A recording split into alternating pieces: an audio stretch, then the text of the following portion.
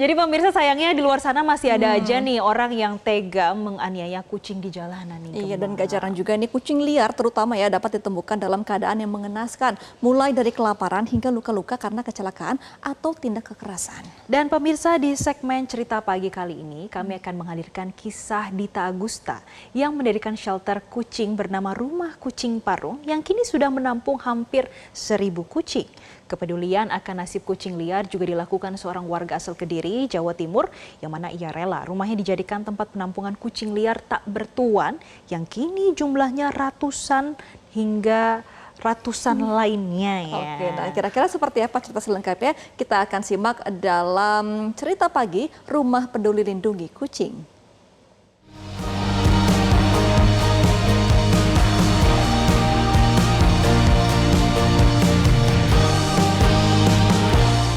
Kucing saya, Pak.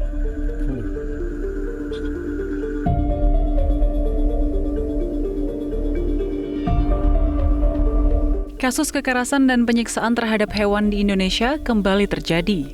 Yang terbaru, warga Jalan Danau Maninjau Barat 1, Kelurahan Sawo Jajar, Kecamatan Kedung Kandang, Kota Malang, Jawa Timur, heboh usai menemukan belasan bangkai kucing pada Sabtu 15 Agustus 2024.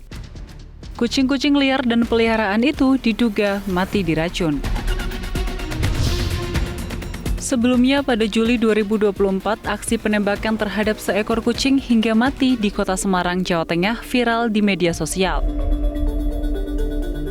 Sebuah rekaman CCTV memperlihatkan seorang pria menembak seekor kucing yang bersembunyi di bawah mobil.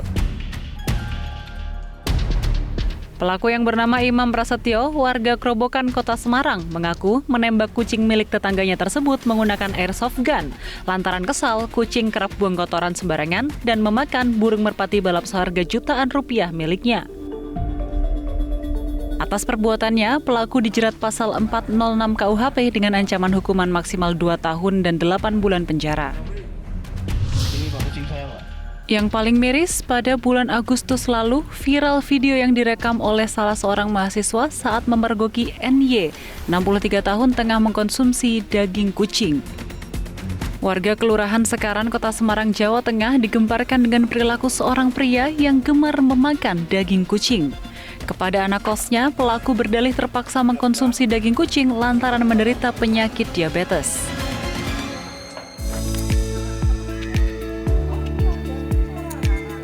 Namun, di balik sisi tersebut ternyata masih ada orang-orang yang peduli akan nasib kucing-kucing yang terlantar. Bukan hanya memberi tempat tinggal yang nyaman, namun mereka dengan sukarela merawat, memberi makan, hingga memberi vitamin agar kucing-kucing tersebut hidup dengan sehat. Berikut ulasannya. Halo pemirsa, saat ini saya sedang berada di Rumah Kucing Parung. Nah, di rumah ini itu ada sekitar ribuan kucing nih pemirsa.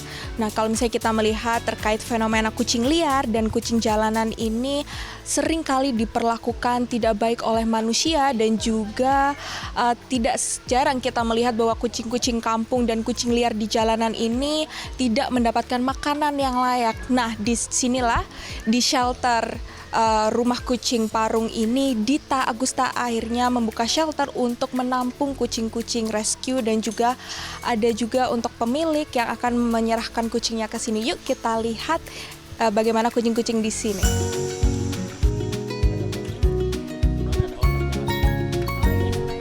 Terima kasih. Permisi Bu Dita. Tak seperti orang-orang kebanyakan merawat kucing berbulu panjang, Dita lebih memilih merawat kucing-kucing kampung. Baginya merekalah yang butuh perhatian dan kasih sayang dibanding kucing berbulu yang banyak peminatnya. Tak terhitung berapa jumlah kucing yang diselamatkannya, dengan berbagai kondisi medis hingga korban kekerasan hewan, serta kucing-kucing yang tak bertuan. Mungkin awalnya dari saya pecinta kucing gitu ya, dan motivasinya setelah saya punya lahan yang cukup besar di sini 10 tahun yang lalu, kita sekeluarga lebih termotivasi untuk bisa menolong kucing dari manapun dalam kondisi apapun di rumah kita. Jadi dia supaya dapat tempat yang lebih aman gitu. Jadi ya yang penting kita menolong dulu, kita selamatkan supaya dia nggak kepanasan, kehujanan dan kelaparan. Rumah Kucing Parung berdiri sejak tahun 2000. Kecintaannya terhadap hewan membuat Dita dan keluarga rela berbagi ruangan dan hidup bersama dengan kucing dengan berbagai kondisi yang kini jumlahnya hampir 1.000 ekor kucing. Ini memang mayoritas kita kucing lokal ya, karena memang sebenarnya bukan mayoritas sih, tapi memang kehidupan kucing lokal kan masih kurang ya kalau dia hidup di luar gitu. Jadi banyak yang harus diselamatkan karena memang kondisinya nggak aman di luar gitu. Halaman depan diperuntukkan untuk kucing-kucing pendatang baru yang membutuhkan perhatian khusus. Sementara beberapa kucing yang harus ditangani secara khusus tidak ditempatkan di tempat yang sama. Dita menyebut rumah Kucing Parung memang didedikasikan untuk kucing-kucing. Penanganan dan perawatan merupakan hal yang paling diperhatikan. Perawatan makan ya, pokoknya operasional kucing ini kan bukan hanya makan ya, walaupun yang utama itu adalah makan, tapi ada juga perawatan untuk kebersihannya, kliniknya ya, perawatan kesehatan, itu ya memang semua sih dari donasi orang ya, dari donasi banyak pihak lah. Ada juga dari untuk makanan tuh kayak dari produsen pakan, untuk kebersihan juga ada dari produsen alat-alat kebersihan gitu ya. Lalu ya dari manapun yang mereka punya kelebihan rezeki, mereka berdonasi untuk kucing-kucing di sini. Apakah ada Bu perhatian dari pemerintah terhadap shelter ini Bu sejauh ini? Ya alhamdulillah pemerintah sudah banyak membantu ya, terutama dari sterilisasi kucing dan juga vaksin rabies, karena memang ini kan udah jadi program pemerintah ya, kalau kita harus mengendalikan populasi kucing dengan cara mensterilisasi dan juga harus bebas rabies. Jadi itulah bantuan pemerintah buat Rumah Kucing Parung dengan sterilisasi, bantuan sterilisasi gratis dan juga vaksin rabies gratis. Itu yang sudah dilakukan dari pemerintah buat shelter ini. Untuk kendalanya sejauh ini tuh apa Bu? Mendirikan rumah shelter dan juga menampung kucing yang ribuan Bu ya di sini. Iya. Kendala pasti ada lah ya. Kendalanya mungkin dari sisi perawatan kucingnya. Perawatan kucing itu kan nggak gampang dan juga nggak murah gitu ya. Jadi itu yang mungkin harus kita siapkan. Kita kadang-kadang terbentur dengan biaya juga untuk perawatan kucing ya, itu menjadi kendala. Tapi buat saya apapun itu kita harus carikan solusi, dan mudah-mudahan sih dengan niat baik saya, niat baik kita juga akan selalu ada solusi, akan ada selalu yang membantu, akan selalu ada jalan keluar buat masalah-masalah yang kita hadapi. Gitu. Ya, kucing-kucingnya ini ya memang banyak sekali masalahnya, banyak ininya ya. Kayak gini nih, dia nih udah lumayan baik ya. Ada sedikit jamur di telinganya, tapi dia udah dapat perawatan dokter, jadi tinggal diobatin sedikit lagi, udah jadi kucing cantik. Dan nanti kalau memang dia sudah siap, sudah disteril, kita akan carikan dokter buat si cantik ini gitu. Kalau di sini gitu, jadi kita rescue, mungkin kondisinya lagi dari kurang baik ya, kita rawat sedemikian rupa sampai nanti dia sudah berubah menjadi lebih baik lagi kondisinya, nanti kita cari dokter. Sementara di Kediri, Jawa Timur, seorang warga secara sukarela membuat rumah penampungan bagi ratusan kucing liar yang terlantar. Kucing di jalan terlantar banyak sekali Mas, ditendang orang, disadu orang, disuruh pergi, diusir-usir, kan kasihan loh. Padahal kucing kan cuma minta makan ya, sisa gitu loh, nggak minta apa-apa. Lalu banyak orang yang jahat gitu loh.